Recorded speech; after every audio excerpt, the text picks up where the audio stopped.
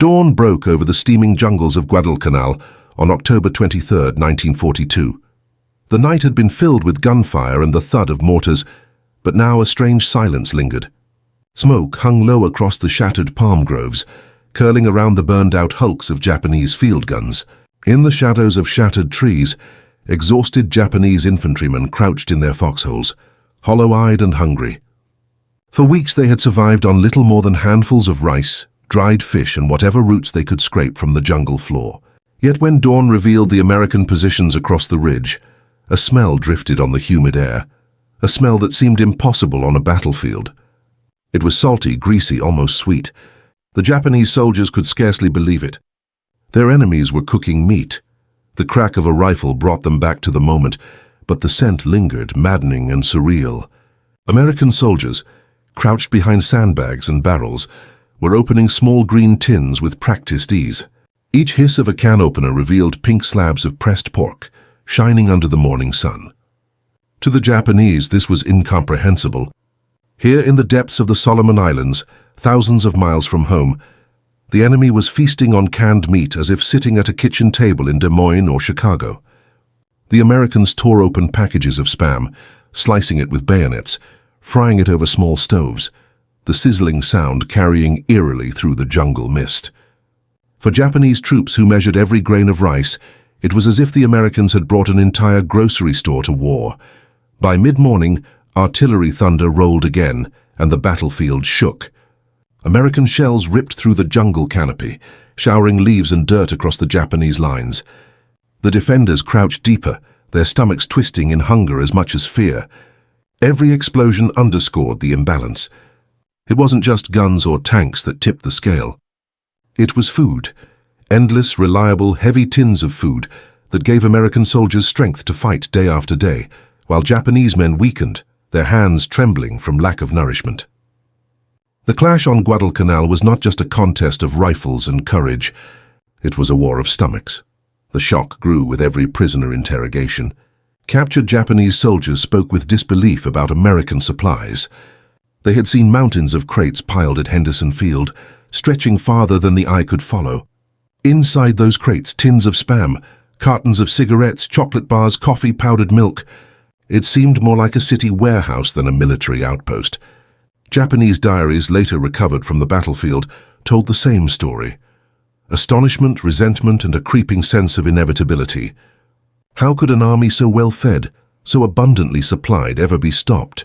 Nightfall brought another kind of terror. Flares arced across the sky, casting the jungle in ghastly white light. American patrols moved through the undergrowth with quiet confidence. Their bellies were full, their bodies strong. They carried not just weapons, but energy. Meanwhile, Japanese troops clutched at their emaciated frames, their strength sapped by weeks of inadequate rations.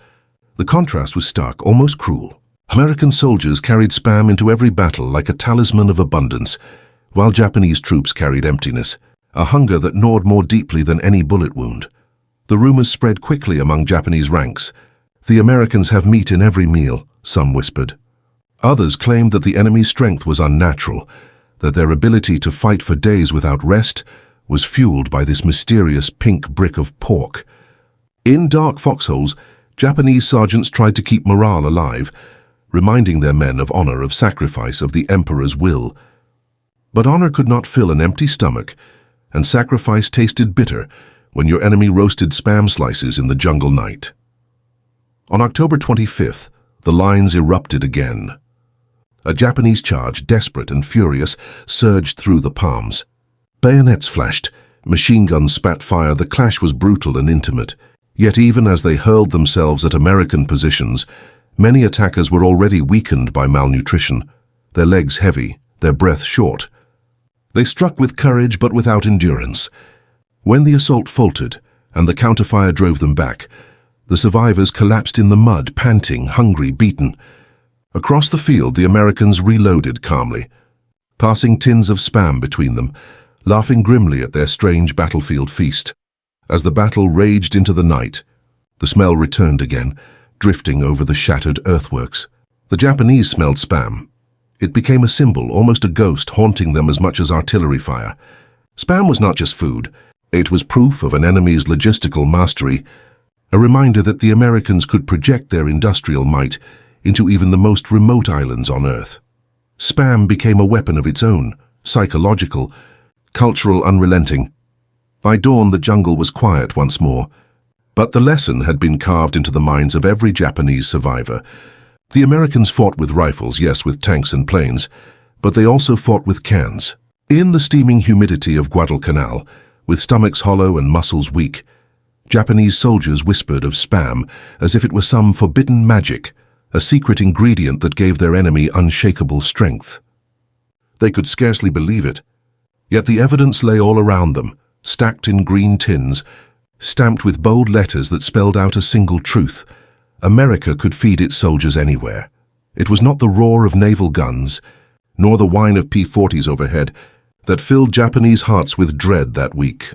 It was the simple, shocking realization that while they starved, their enemies dined. And in that cruel arithmetic of war, Spam was as deadly as any bullet. By early 1942, the tides of the Pacific War had begun to shift. Only months before, Japan's empire seemed unstoppable, its armies sweeping across Southeast Asia and the Pacific Islands with terrifying speed.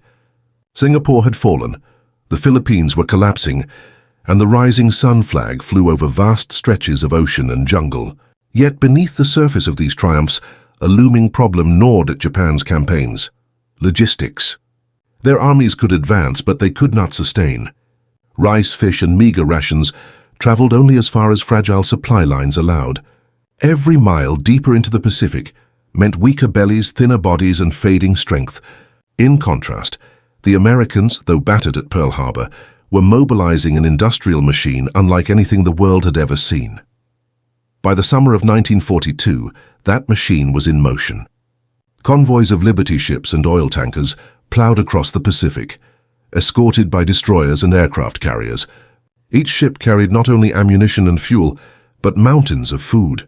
Crates of canned beef, powdered eggs, chocolate, coffee, and the most enduring icon of all, Spam, a product of Hormel Foods in Minnesota.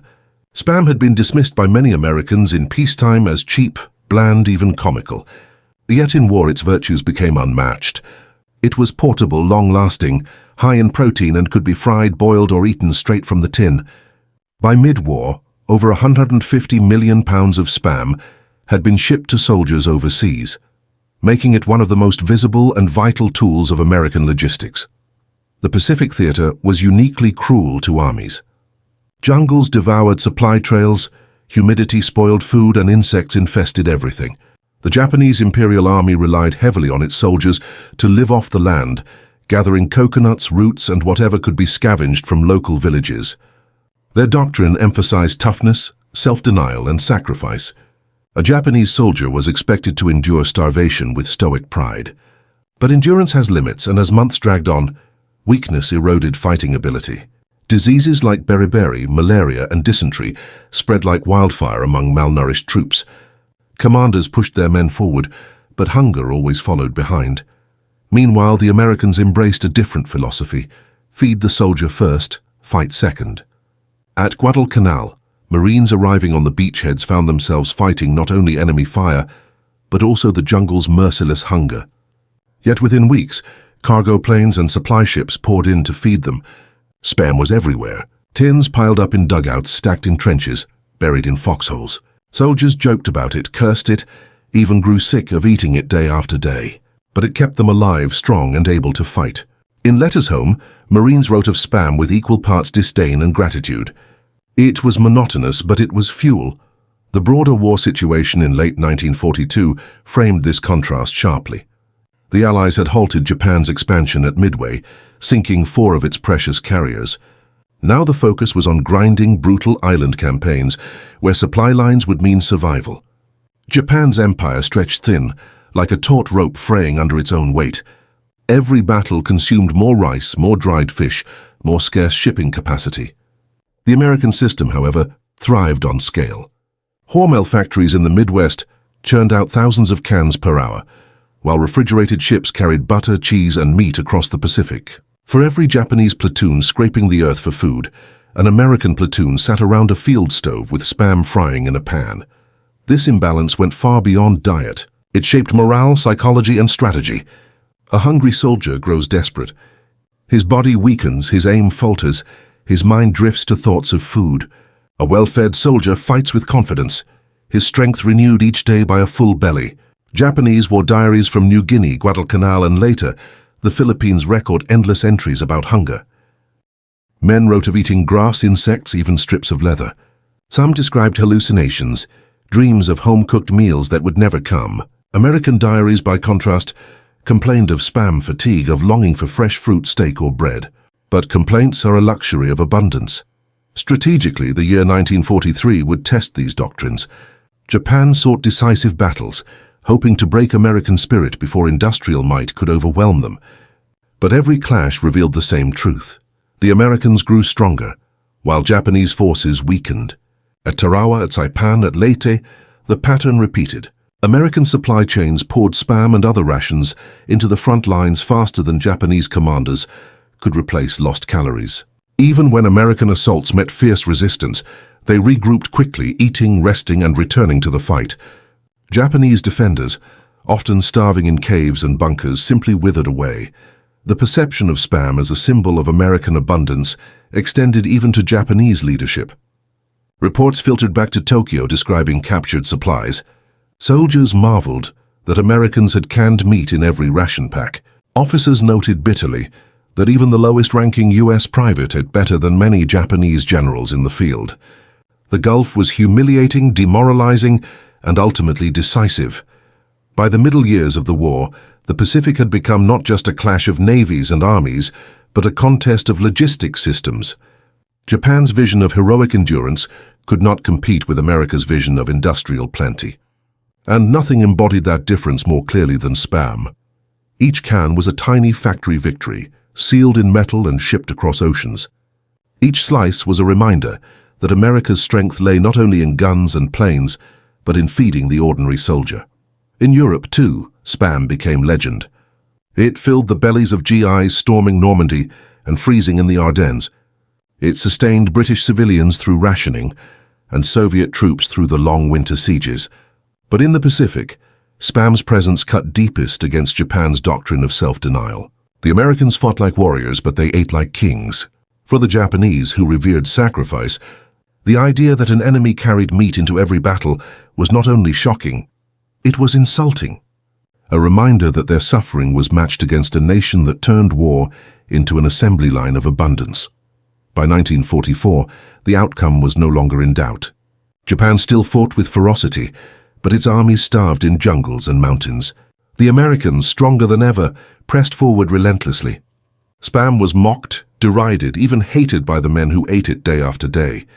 But in truth, it was one of the quiet victors of the war, a tin can emblem of America's inexhaustible supply lines. In foxholes, trenches, and jungle camps, spam became more than food. It became proof that America's soldiers would never go hungry. Proof that their industrial might reached every corner of the battlefield. Proof that this war would be won not only with steel and blood, but with cans of pork that never spoiled.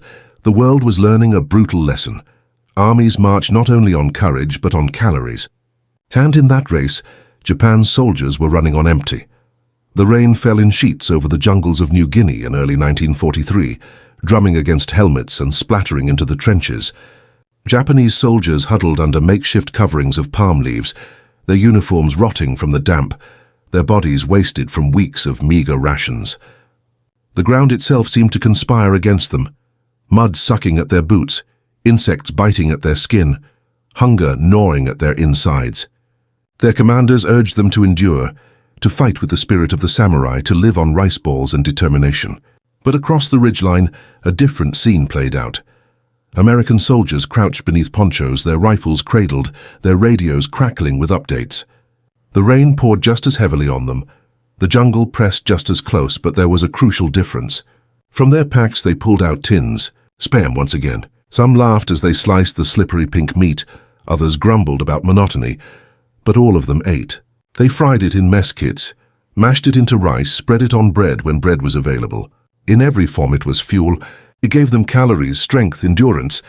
For the Japanese watching from the shadows, the sight was surreal. How could their enemies carry meat into every skirmish, every march, every battle. It seemed to defy the very laws of war. Soldiers accustomed to deprivation could not comprehend an enemy whose strength was measured not just in rifles but in rations. The hidden advantage revealed itself in moments like these. America had mastered logistics in a way Japan never could. It wasn't only spam, of course. American supply lines carried powdered milk, canned vegetables, chocolate, and instant coffee. But spam became the symbol because it was always there. The green tin marked with bold letters appeared in every foxhole, on every patrol, in every ration pack. For Japanese soldiers, it was almost supernatural. Diaries captured their shock. The enemy eats meat every day, even here in the jungle. For men raised on rice and dried fish, this seemed impossible. The hidden advantage lay not just in the food itself, but in what it represented. Spam was more than pork in a can. It was America's industrial capacity made edible. Factories in Minnesota produced thousands of cans an hour, sealed tight and shipped across the Pacific. Liberty ships carried them by the ton, and efficient supply chains ensured they reached the front lines, even on remote islands where Japanese troops were half-starved. Spam didn't rot in the humidity. It didn't require refrigeration. It could survive months at sea and still provide nourishment the moment the can was opened. Japan had no equivalent. Their supply lines stretched thinner with every conquest, their shipping lanes threatened by American submarines. Soldiers in the field were told to forage, to rely on the land, to endure hunger as a mark of honor. But no amount of honor could conjure calories from barren jungle. The more Japan expanded, the less it could sustain. The more America expanded, the stronger it became. This was the hidden edge of the American war effort. Abundance. Abundance disguised in tins of meat that soldiers joked about and sometimes despised, but never went without. It wasn't glamorous. It wasn't heroic. Yet it was decisive. Japanese soldiers could not believe what they were seeing because it contradicted everything they understood about war. To them, campaigns were won by willpower, by bayonet charges, by the spirit of the fighting man. To the Americans, war was also won by assembly lines, cargo ships, and canned pork that never spoiled. The contrast became sharper with every battle. In New Guinea, Japanese troops staggered through jungles on empty stomachs, their bodies ravaged by disease and hunger. American patrols, though battered by the same terrain, fought with stamina born of steady rations. In the Philippines, retreating Japanese soldiers stole from villages, their hunger driving wedges between them and local populations. American GIs handed out spam to grateful civilians, forging alliances through food as much as through force. Even the act of eating spam carried psychological weight. To Japanese observers, it was not merely nourishment but indulgence. Here was an enemy who could afford to eat meat daily, even in the middle of nowhere. Here was proof of industrial superiority so vast that it reached down into the trenches of war. It was humiliating. It was terrifying. And it was undeniable. Captured soldiers revealed their disbelief in interrogation. They spoke of Americans who seemed tireless, whose stamina never faltered, whose morale stayed high even in the worst conditions. To them, the mystery was solved when they saw the tins. This was the hidden advantage. Not superior courage, not superior skill, but superior sustenance. An empire that could send meat to every soldier was an empire whose reach seemed infinite. As 1943 wore on, the Japanese High Command began to understand. Reports circulated of the enemy's inexhaustible supplies, of their strange canned foods that seemed to defy spoilage. Officers realized they were fighting not just an army, but a machine that manufactured strength by the ton, packed it in steel, and shipped it across oceans. No matter how bravely their men fought, hunger eroded them from within, while the Americans fought with full stomachs. The shock spread beyond the battlefield.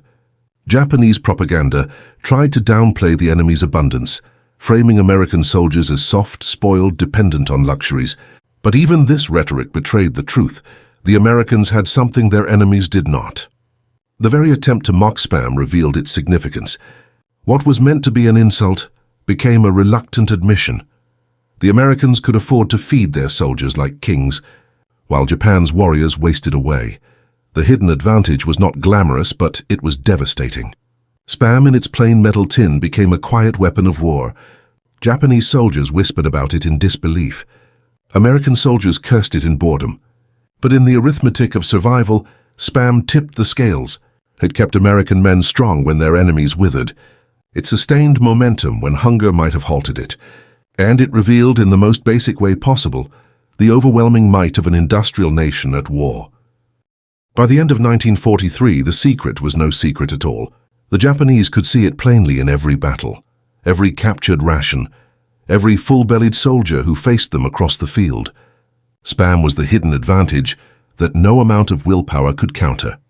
It was the difference between starving in silence and fighting with strength. And in that difference, the fate of the Pacific War was already being written. The story of Spam's dominance in World War II is not just about soldiers' meals. It is a tale of engineering, chemistry, and industrial might turned into something as simple as a pink slab of meat.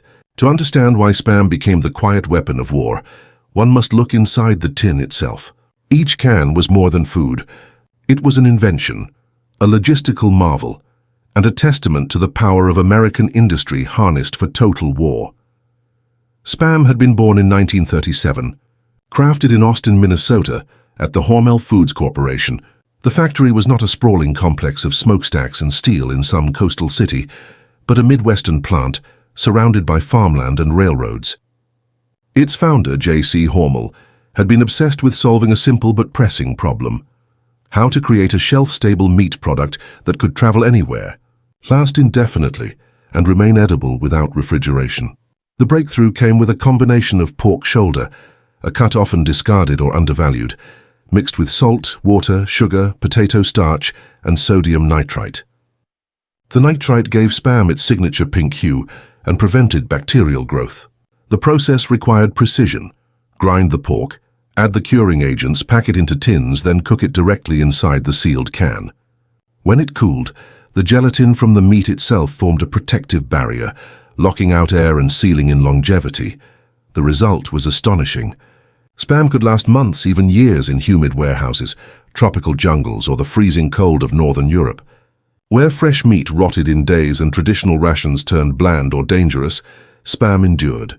It was light enough to pack by the crate, dense enough in calories to sustain men on the move, and versatile enough to be fried, boiled, or eaten raw. At 1,100 calories per can, it became the equivalent of carrying compact, edible fuel into battle. American industry embraced it with the fervor of war production.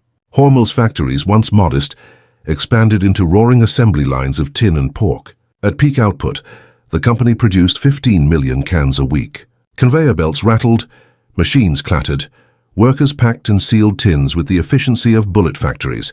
Each can weighed just over 12 ounces, stamped with block letters, durable enough to survive the chaos of transport. By 1945, more than 1 billion cans of Spam had been shipped worldwide. Compare this to the Japanese rations: compressed rice balls wrapped in leaves, dried fish that spoiled in tropical heat, or meager vegetable pickles. While Americans carried tins of meat that stayed edible for months, Japanese soldiers often went hungry, after only days cut off from supply. Their primary field ration, known as higohan, was designed for endurance but not longevity. It disintegrated in jungle humidity, attracting mold and insects. By contrast, the steel-wrapped can of Spam defied the elements. The technical triumph extended to packaging. The key was the double seam seal, a method perfected by American canning technology. This hermetic seal created an airtight barrier impervious to bacteria. The tin itself was lightweight enough to mass-produce cheaply, yet strong enough to endure shipment across oceans battered by storms and submarine attacks. Pallets of Spam stacked neatly in Liberty ships, each vessel carrying hundreds of thousands of cans, feeding entire divisions across distant shores. Inside the Hormel plant, the human side of production was no less vital. Many workers were women, filling the roles left vacant by men gone to war. They labored over endless shifts, operating grinders, sealing machines, labeling tins, and preparing shipments. Posters in the factory reminded them that every can was ammunition of another kind, food that kept soldiers alive. This sense of purpose turned Spam into more than a product. It was a patriotic duty, other nations noticed. Britain, suffering under German blockades, received Spam through the Lend-Lease program. Soviet troops, besieged in Stalingrad and starved in Leningrad, devoured cans of Spam that arrived through Allied convoys. Marshal Georgy Zhukov, commander of the Red Army, later admitted, "Without Spam, we wouldn't have been able to feed our army." The numbers spoke volumes. By war's end, over 100 million pounds of Spam had been shipped to Britain, and nearly as much to the Soviet Union. It wasn't just American soldiers eating Spam, it was the Allies' lifeline. From a purely engineering perspective, Spam's simplicity was genius. No refrigeration, no elaborate cooking, no fragile packaging, just a rectangular can, an aluminum key to open it, and meat that could be consumed immediately. In the Pacific Theater, where humidity spoiled nearly everything else, this was revolutionary. Spam withstood heat, sea salt, jungle rot, and rough handling. It could be buried, dropped, or soaked and still emerge edible. For troops on the move, it was indestructible. Contrast this with Germany. The Wehrmacht field ration, Eisener portion, often consisted of hard biscuits, canned meat, and ersatz coffee. It was serviceable, but Germany lacked America's overwhelming production scale. Their factories struggled under bombing raids, their shipping crippled by Allied control of the seas. By 1943, German soldiers frequently relied on requisitioned local food, just as Japanese soldiers did. America, by contrast, delivered Spam not only to the front lines but to rear bases, training camps, and hospitals. A wounded soldier in a field hospital could eat the same Spam as a Marine crouched in a foxhole. The uniformity was deliberate, building reliability and morale. Even nutrition science played a role. Spam, though mocked for its greasiness, delivered protein, salt, and fat, the exact nutrients soldiers burned in combat. The sodium replenished what was lost in sweat. The fat fueled long marches. The protein rebuilt muscle. Japanese soldiers lacking meat proteins grew weaker, their immune systems collapsing, their bodies unable to recover from wounds. The simple chemistry of a Spam can gave Americans a biological edge as real as any rifle or tank. Technological innovation even extended to distribution. Field kitchens adapted Spam into countless recipes. Fried Spam with eggs, Spam hash, Spam stew. Soldiers improvised, mixing it with rice, beans, or crackers. The U.S. Army Quartermaster Corps published manuals on how to prepare Spam to reduce monotony, turning a joke ration into a flexible staple. The Japanese had no such luxury. Their men dreamed of meat but seldom tasted it. Ultimately, Spam was a weapon of mass sustenance. Behind its humble can lay a network of farms, factories, railroads, ships, and scientific advances. Every tin carried the weight of a continent's resources, a nation's industrial genius, compressed into 12 ounces of preserved meat. It was engineering at its most practical, and in war, practicality wins battles. For the Japanese soldier staring at a captured can of Spam, it was not simply food, it was proof. Proof that America could feed its soldiers better, longer, and everywhere. Proof that the enemy was not starving but thriving. Proof that the war of stomachs was already lost before the bayonet met the rifle. In the end, the technical story of Spam was not about flavor, it was about survival. It was about a factory in Minnesota, building a weapon that no bomb could destroy, no jungle could spoil, and no hunger could withstand. Spam was steel and pork fused together, a technological marvel hidden in plain sight, powering an army that could fight without fear of famine. The morning of September 19, 1944, dawned cold and misty over the Lorraine countryside of eastern France. The fields, scarred by artillery fire and pocked with tank tracks, stretched into the haze. Somewhere beyond the fog, engines rumbled, the heavy, guttural growl of German Panthers rolling forward. Their mission was clear: crush the American positions near the small village of Aracourt. It was here that one of the great armored clashes of the Western Front would erupt, and within it, the quiet presence of Spam would make itself felt in ways no strategist could have predicted. The German offensive began with thunder. Panthers surged through the mist, their long 75mm guns protruding like spears of steel. Infantry advanced behind them, their boots stamping mud as they shouted orders through the fog. At first, the Americans were caught off guard. The 4th Armored Division dug into scattered positions, scrambled to ready their Shermans and tank destroyers.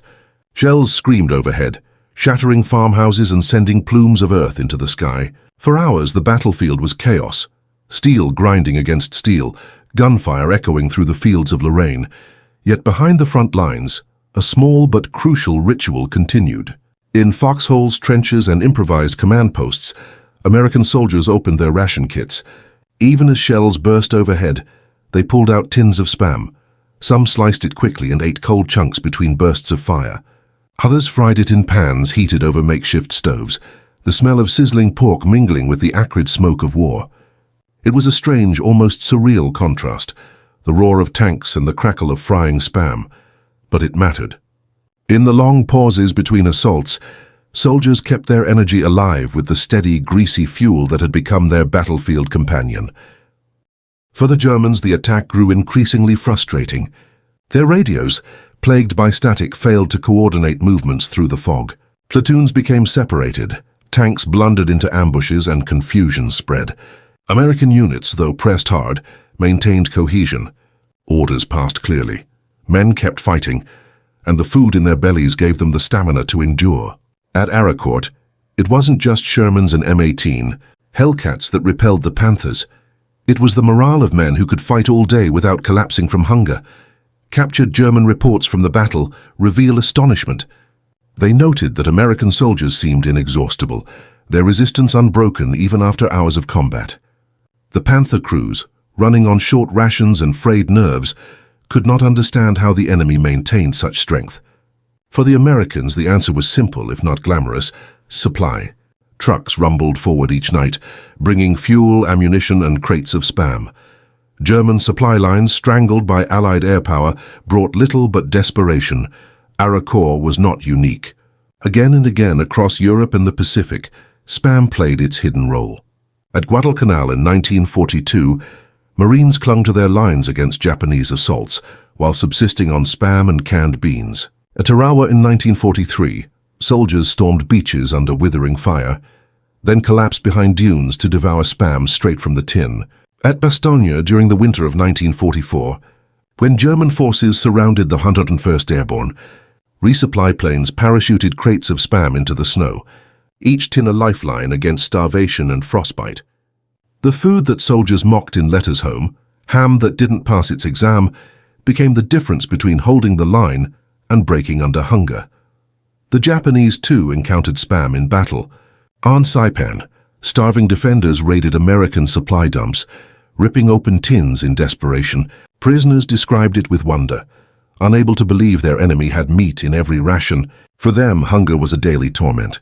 On Iwo Jima, where Japanese troops held out in caves until the very end, diaries revealed that some had gone days without food, while the Americans ate Spam and crackers on the very beaches under fire. The disparity was not just physical but psychological. An army that eats meat daily in the midst of war seems invincible to men who are starving. At Aracourt, the battle raged for 10 days. By the end, the Germans had lost nearly 200 tanks and armored vehicles, their offensive shattered. The Americans, though battered, held their ground. They buried their dead, repaired their tanks, and once again opened their ration tins. Spam, greasy and monotonous, was shared in silence among survivors. Some cursed it, some laughed bitterly, but all consumed it. It filled the void left by exhaustion and fear, pushing them onward to the next fight. The battle became a microcosm of the war itself. The Germans fielded superior tanks, with thicker armor and deadlier guns. The Japanese often fought with unmatched ferocity, their charges fueled by sheer will. Yet both adversaries were undone by logistics. Superior machines and bravery could not overcome hunger, fuel shortages, and the relentless pressure of an enemy who could feed, arm, and sustain its men anywhere, anytime. Spam was the most visible emblem of that system. In the Pacific, the story repeated at Leyte in 1944. As General MacArthur waded ashore, American soldiers followed with crates of Spam. The liberation of the Philippines became as much about feeding civilians as defeating Japanese garrisons. Locals who had endured years of famine saw Spam as a miracle, a taste of salvation in a tin. It was handed out to children, shared with villagers, and remembered long after the war ended as a symbol of liberation. For Japanese defenders, half-starved and diseased, the sight was demoralizing beyond words. They were fighting an enemy who could feed both his army and the population he liberated. Back in France, Aracourt ended as a decisive American victory. The fields were littered with burning tanks, the air thick with the smell of fuel and cordite. In the silence that followed, American soldiers rested, chewing Spam sandwiches beside the hulks of destroyed panthers. They were exhausted, mourning comrades and preparing for the next push eastward. But they were not starving. That single fact, repeated across every battlefield, shaped the war's outcome more than any single weapon. The Germans built tanks that terrified. The Japanese cultivated warriors who embodied sacrifice. But the Americans brought something far more enduring: endless tins of Spam. On the battlefield of Aracourt, as in the jungles of Guadalcanal and the snows of Bastogne, Spam was the hidden constant, a small, greasy brick of pork that kept men alive long enough to win. The war was never just about steel, gunpowder, and blood. It was also a contest of endurance, of which army could fight longer, harder, and under worse conditions. In that struggle, food became a silent weapon, and Spam became its most recognizable face. By the midpoint of the war, it was clear that America's ability to feed its soldiers was shaping not only the battlefield, but also the minds of those who fought on it. In Europe, American soldiers moved through the hedgerows of France and the forests of Belgium with steady confidence. Even when the weather turned against them, when the mud swallowed trucks or the snow froze rifles, they had something to rely on: their rations. Spam, loathed and loved in equal measure, gave them predictability. Every GI knew that when he tore open his pack, there would be calories waiting.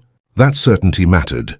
In foxholes where artillery shattered nerves and sleep was scarce, the act of eating, however monotonous, tethered soldiers to routine.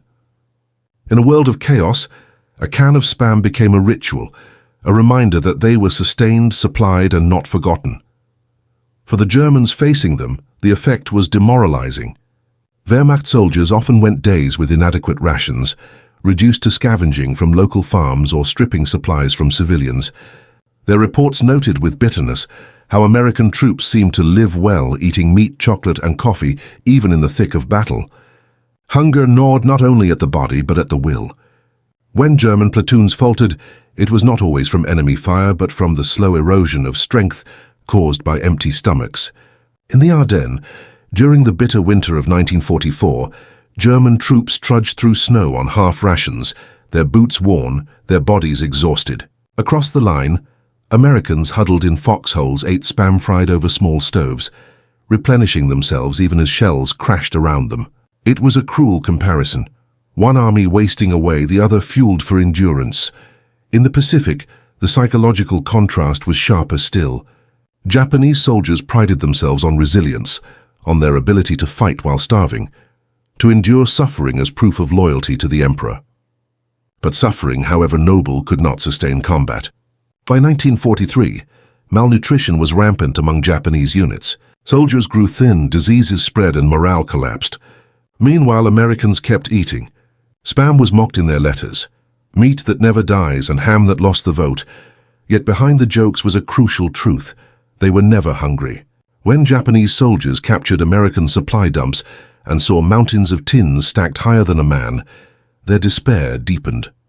It was evidence that the war was unwinnable, that the enemy's abundance could not be matched. The psychological toll of hunger reached far beyond the trenches. Letters recovered from Japanese soldiers revealed constant obsession with food. Dreams of rice, of fish, of home-cooked meals. Their morale cracked, not just under fire, but under the gnawing emptiness in their stomachs. By contrast, American letters complained of monotony. Soldiers begged families to send anything other than Spam: cookies, jerky, fruitcake. Yet even in complaint there was comfort. To complain about boredom in rations meant you had rations. To dream of variety meant you were already fed, commanders noticed. American generals could plan long campaigns, knowing their men would remain nourished. Patton's troops in France, Eisenhower's armies in Belgium, and Nimitz's Marines in the Pacific all relied on the certainty of supply. Japanese commanders, however, planned offensives knowing their men would starve within weeks. Their strategies grew desperate, hinging on rapid victories before logistics collapsed. Every failed offensive meant thousands of soldiers trapped without food, wasting away in jungles or mountains. Hunger became as much an enemy as the Americans themselves. The strategic impact of Spam stretched even further. Feeding soldiers well kept morale high and reduced desertion. It allowed wounded men to recover faster. It prevented the spread of malnutrition-related diseases that devastated enemy ranks. It also fostered a sense of connection. Soldiers knew that somewhere across the ocean, factories worked tirelessly to keep them fed. Each can was a message. You are not forgotten. The nation sustains you. Keep fighting. In that sense, Spam was more than food. It was a psychological anchor. For civilians, Spam carried symbolic weight as well. In Britain, where rationing restricted meat supplies, the arrival of American Spam was a small miracle. British families ate it with gratitude, and soldiers shared it with locals in war-torn villages. In the Soviet Union, where starvation had stalked the population for years, Spam delivered through Lend-Lease became a lifeline. Soviet commanders acknowledged openly that without American canned meat, their Red Army would have struggled to fight. The psychological effect was profound, a reminder that they were not alone, that an unseen ally fed them even as German armies pressed at their gates. For the Axis, the contrast cut deeply. German and Japanese propaganda tried to paint American soldiers as spoiled weak, reliant on luxuries like Spam. But soldiers in the field saw the truth. Those luxuries gave Americans strength. Mockery could not erase hunger. Pride could not replace calories. Watching an enemy fry Spam slices over a stove while your own stomach growled was not just frustrating, it was shattering. The psychological war of food was not fought with speeches, but with tins. Spam became a quiet symbol of invincibility, its greasy pink slab reminding enemies that the Americans were never starving, never exhausted, never too weak to fight another day. For the men who ate it, it was a double-edged sword, a curse for its monotony, a blessing for its certainty. Yet in the arithmetic of war, certainty mattered more than flavor. By late 1944, the Allies had turned the tide everywhere. In Europe, German armies retreated. In the Pacific, Japan's forces crumbled island by island. Behind every victory was the hidden advantage of supply, and within that supply the omnipresent can of Spam. Soldiers who hated it still ate it. Enemies who mocked it still feared its implication. Civilians who received it still treasured it. Spam had transcended food. It had become strategy. War historians often speak of tanks, aircraft, and battleships as the decisive tools of victory. But the psychological war, the battle of morale, of hunger, of willpower, was equally critical. Spam was a weapon in that war, subtle yet devastating. It sustained American strength. It demoralized enemies and it reassured allies. It was greasy proof that the United States could feed the world if necessary. And for the Japanese soldier crouched in a foxhole, stomach empty, watching an American soldier bite into a Spam sandwich, it was more terrifying than a rifle. Because it meant the fight was already lost.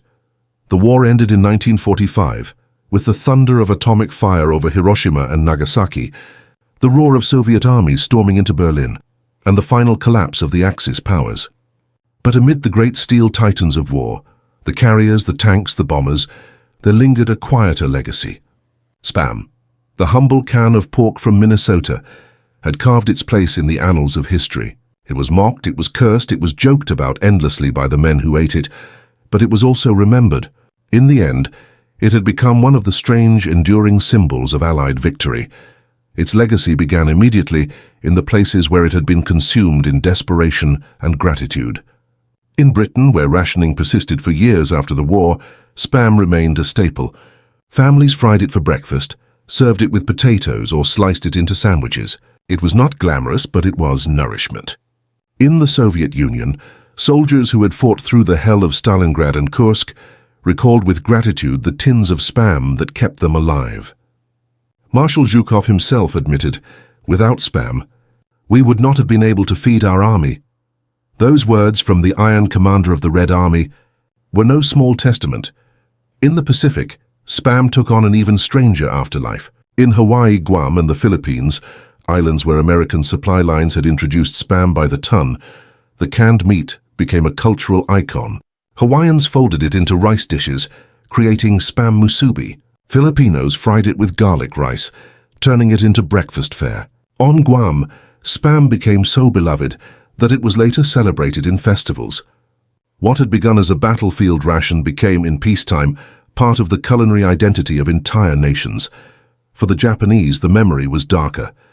Spam was never part of their rations, never a symbol of abundance. For many veterans, it was remembered with bitter awe. Diaries and memoirs recalled the shock of seeing enemy soldiers eat meat daily, even in jungles where Japanese troops starved. After the war, as Japan rebuilt, the memory of hunger remained sharp. It was a reminder of how logistics and supply, not just bravery or tactics, had shaped the outcome. Spam had been the edible symbol of America's industrial might, a reminder that their empire had been crushed not only by bombs, but by calories. In America, Spam carried a complex legacy. Soldiers returning home often swore they would never eat it again. They had lived on it day after day, fried, boiled, or eaten cold in the mud of battlefields. For many veterans, the sight of the tin brought back memories of war. The exhaustion, the camaraderie, the terror, and the relief of survival. Yet even as they joked about it, there was an undercurrent of respect. Spam had been there when they needed it. It had been in foxholes in France, on beaches in the Pacific, in frozen forests in Belgium. It was a constant, reliable companion in the most uncertain of times. The US military remembered too. The lesson was clear. Armies marched not just on courage or machines, but on food. The logistical triumph that fed millions of men across multiple continents became the blueprint for future wars. In Korea, in Vietnam, in the Gulf War, Spam and its successors continued to appear in ration packs. Modern meals ready to eat carried the same philosophy: compact, durable, calorie-dense food that could travel anywhere. The concept of feeding an army abundantly, reliably, and universally became doctrine. Strategists also carried the lesson forward. The German and Japanese experience had shown that even the bravest soldiers falter when hunger sets in, that no amount of willpower can replace calories. The Americans, by contrast, demonstrated that an army that eats well fights well, that morale is built not only with speeches and victories but with full stomachs. This philosophy became part of the larger doctrine of network-centric warfare, where communication, logistics, and supply were as decisive as firepower. Spam was the earliest, most visible proof that industrial abundance could win wars as surely as tanks and planes. The cultural memory of Spam also endured. In the decades after the war, it became both a punchline and a symbol. Comedians mocked it, most famously in Monty Python's Spam sketch. But behind the laughter was recognition. Spam was unforgettable because it had touched so many lives. For civilians, it had been salvation in times of scarcity. For soldiers, it had been survival in times of terror. For entire nations, it had been a strange, greasy ambassador of American power. Even today, the word Spam evokes more than just canned meat. It carries the weight of history, the echo of millions of men eating in trenches and jungles. It is remembered as the taste of war, not glamorous, not gourmet, but essential. It represents the quiet, often overlooked side of conflict, the logistics, the factories, the supply lines that decide wars more surely than battleships. The Japanese soldiers, who once could not believe their enemies carried Spam in every ration, were not wrong to be astonished. They had glimpsed in that tin the truth of the conflict. America's hidden advantage was not just in weapons, but in its ability to sustain. Spam was proof of that advantage, proof that America's soldiers would never starve, that they would never fight hungry, that they could endure wherever they were sent. The legacy is a paradox. Soldiers cursed it, civilians relied on it, enemies feared it, and allies praised it. But together, these threads wove Spam into the story of World War II in a way no one could have predicted. It was not glamorous. It was not heroic, yet it was decisive. And so when historians speak of the war's great lessons, of Midway, of Normandy, of Stalingrad, there is another, quieter lesson to remember. In modern war, abundance is as deadly as firepower. Connection outweighs isolation, calories defeat hunger, and sometimes victory comes not from the roar of guns, but from the hiss of a can opener, the sizzle of pork in a pan, and the strength it gives a soldier to fight one more day. In that truth lies Spam's enduring place in history, the little tin that fed an army, humbled an enemy, and proved that in the crucible of global war, even the humblest weapon can change the world.